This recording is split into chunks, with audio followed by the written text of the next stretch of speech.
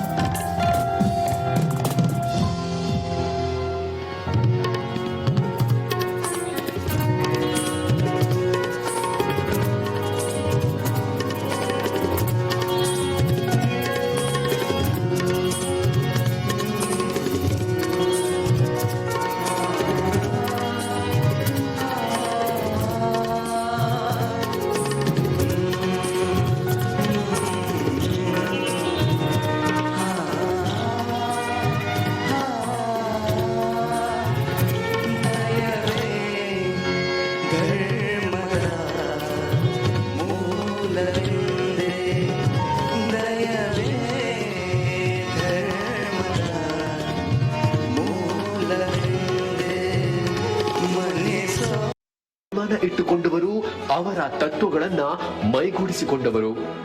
ಯಾರು ಬಸವಣ್ಣನ ವಿಚಾರವನ್ನು ಒಪ್ತಾನೆ ಅವನು ಲಿಂಗಾಯತ ಆಗ್ತಾನೆ. ಈ ಸಂದರ್ಭ ಕೇಳಲಿಕ್ಕೆ ಬಯಸ್ತೇನೆ. ಬಸವಣ್ಣವರು ಏನ್ ಹೇಳಿದ್ದಾರೆ ಅದೇ ರೀತಿಯಾದಂತಹ ಮಾತುಗಳನ್ನ ಬಾಬಾ ಸಾಹೇಬ್ ಅಂಬೇಡ್ಕರ್ ತಂದಿದ್ದಾರೆ ಸಂವಿಧಾನದಂತ. ಈ ಸಂದರ್ಭ ಕೇಳಲಿಕ್ಕೆ ಬಯಸ್ತೇನೆ ನಿಮಗೆ. ಅದಕ್ಕೆ ನಾವೆಲ್ಲ ಬಾಬಾ ಸಾಹೇಬ್ ಅಂಬೇಡ್ಕರ್ ಅವ್ರನ್ನ ಬಸವಣ್ಣವ್ರನ್ನ ಆರಾಧನೆ ಮಾಡಬೇಕು. ನಾವು ಜನರನ್ನ ದುಡಿದು ಬದುಕುವ ಪಥದಲ್ಲಿ ಮುನ್ನಡೆಸಿದ ವಿಶ್ವಗುರು ಬಸವಣ್ಣ ಮತ್ತು ಸಮಾಜದ ಕಟ್ಟ ಕಡೆಯ ವ್ಯಕ್ತಿಗೂ ಸ್ವಾಭಿಮಾನದಿಂದ ಬದುಕುವ ಹಕ್ಕು ನೀಡಿದ ಅಂಬೇಡ್ಕರ್ ಮೇಲೆ ಸಂತೋಷ್ ಲಾಡ್ ಇಟ್ಟಿರುವ ಭಕ್ತಿ, ಅಭಿಮಾನ, ಪ್ರೀತಿಗೆ ಇವತ್ತಿನ ಈ ಕಾರ್ಯಕ್ರಮವು ಸಾಕ್ಷಿ. ಪ್ರತಿ ವರ್ಷವೂ ತನ್ನ ಹುಟ್ಟುಹಬ್ಬವನ್ನ ವಿಶೇಷವಾಗಿ ಆಚರಿಸಿಕೊಳ್ಳುವ ಸಂತೋಷ್ ಲಾಡ್ ಈ ಬಾರಿ ತನ್ನ ಹುಟ್ಟುಹಬ್ಬದಂದು ಬಸವಣ್ಣ ಮತ್ತು ಅಂಬೇಡ್ಕರ್ ಅವರಿಗೆ ಅಭಿಮಾನ ಸಮರ್ಪಣೆ ಮಾಡಿ ಅವರ ತತ್ವಗಳನ್ನ ಹಾಡುಗಳ ಮೂಲಕ ಜಗತ್ತಿಗೆ ಸಾರುವ ಮಹತ್ ಕಾರ್ಯಕ್ಕೆ ಕೈ ಹಾಕಿದ್ದಾರೆ. ಅದಕ್ಕಾಗಿಯೇ ತನ್ನ ಬಿಡುವಿಲ್ಲದ ಕೆಲಸಗಳ ಮಧ್ಯೆಯೂ ಕನ್ನಡ ಚಿತ್ರರಂಗದ ಖ್ಯಾತ ಸಾಹಿತಿ ಡಾಕ್ಟರ್ ವಿ ನಾಗೇಂದ್ರ ಪ್ರಸಾದ್ ಅವರೊಂದಿಗೆ ಕೂತು ಇನ್ನಿಲ್ಲದ ಮುತುವರ್ಜಿ ವಹಿಸಿ ಮಹಾನ್ ಪುರುಷರ ಕುರಿತ ಹಾಡುಗಳನ್ನ ರಚಿಸಿ ಜನರಿಗೆ ನೀಡಿದ್ದಾರೆ. ಹೀಗೆ ಪ್ರತಿ ಕ್ಷಣವೂ ಈ ನೆಲದ ಆ ಮಹಾನ್ ಚೇತನಗಳು ಹಾಕಿಕೊಟ್ಟ ಹಾದಿಯಲ್ಲೇ ಮುನ್ನಡೆಯುತ್ತಿರುವ ಮತ್ತು ಅವರ ಕನಸುಗಳನ್ನ ನನಸು ಮಾಡಲು ಪ್ರಯತ್ನಿಸುತ್ತಿರುವವರು ಸಂತೋಷ್ ಲಾಡ್. ಹೀಗಾಗಿ ಒಬ್ಬ ರಾಜಕಾರಣಿಯಾಗಿ, ಶಾಸಕರಾಗಿ, ಸಚಿವರಾಗಿ ಮಾಡಿದ ಕರ್ತವ್ಯಗಳು ಮತ್ತು ಅಭಿವೃದ್ಧಿ ಕೆಲಸಗಳು ಒಂದು ಕಡೆಯಾದ್ರೆ, ಬುದ್ಧ ಬಸವ ತತ್ವದ ಅನುಯಾಯಿಯಾಗಿ ಸಂತೋಷ್ ಲಾಡ್ ತಮ್ಮ ಸಂತೋಷ್ ಲಾಡ್ ಫೌಂಡೇಶನ್ ಮೂಲಕ ಮಾಡಿರುವ ಸಾಲು ಸಾಲು ಜನಪರ ಮತ್ತು ಸಾಮಾಜಿಕ ಕೆಲಸಗಳಿದೆಯಲ್ವಾ, ಅದು ಎಂತವರನ್ನು ಕೂಡ ಬೆರಗಾಗಿಸುತ್ತೆ.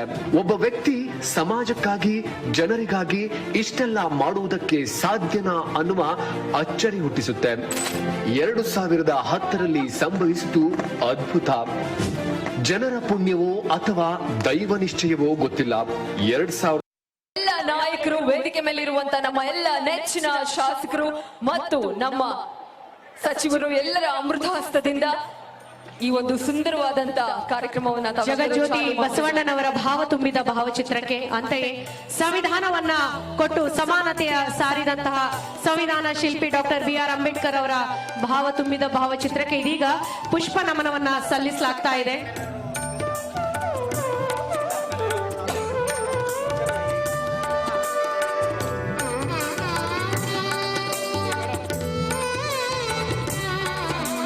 ಸಂವಿಧಾನ ಶಿಲ್ಪಿ ನಮ್ಮೆಲ್ಲರ ಒಂದು ಕಾಯಕ ಯೋಗಿ ಆಗಿರುವಂತ ಅಣ್ಣ ಬಸವಣ್ಣನವರ ಒಂದು ಭಾವ ತುಂಬಿದ ಭಾವಚಿತ್ರಕ್ಕೆ ಹಾಗೂ ನಮ್ಮ ಸಂವಿಧಾನವನ್ನ ರಚಿಸಿರುವಂತ ಡಾಕ್ಟರ್ BR ಅಂಬೇಡ್ಕರ್ ಅವರ ಭಾವಚಿತ್ರಕ್ಕೆ ಪುಷ್ಪಾರ್ಚನೆಯನ್ನ ಮಾಡುವುದರ ಮೂಲಕ ನಮನವನ್ನ ಎಲ್ಲ ಸಚಿವರು ಸಲ್ಲಿಸ್ತಾ ಇದ್ದಾರೆ, ಎಲ್ಲ ಗಣ್ಯರು ಸಲ್ಲಿಸ್ತಾ ಇದ್ದಾರೆ. ಅದಾದ ನಂತರದಲ್ಲಿ